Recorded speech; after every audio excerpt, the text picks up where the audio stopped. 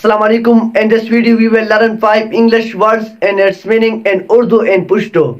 هر کله ګرانو کتونکو په دې ویډیو کې مونږ نن زده کوو پنځه د انګلیش لفظونه او د هغه معنی په اردو او پښتو کې. پس لفظ دی سکسیس.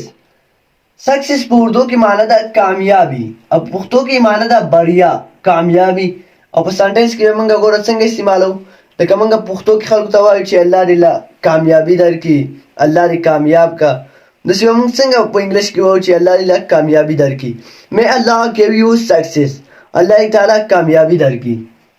دویم لفظ دی هارډ ورکر په اردو کې معنی ده محنتي او پښتو کې معنی ده محنتي لکه مونږ پښتو کې وایو چې علي ډېر ښه سړی دی او علي ډېر محنتي دی. he is very hard worker هغه ډېر محنتي دی. ریسپیکټ معنی ده عزت په اردو کې د ریسپیکټ معنی ده عزت او پښتو کې معنی ده احترام او په جمله کې موږ څنګه استعمال کو if you come here I will give you respect کو ته چېرته دلته راغلې که نو زه به تاله چې درکم عزت به درکم. بل لفظ دی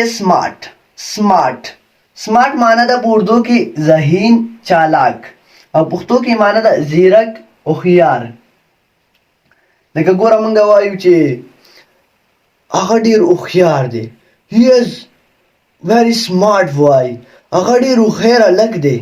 بیا بل لفظ دی لکی د لکی په اردو کې معنی ده خوش نصیب او په پښتو کې معنی ده بختور لکه مونږ وایو که نو چې ته خو ډېر بختور یې you are very lucky ته خو ډېر بختور یې.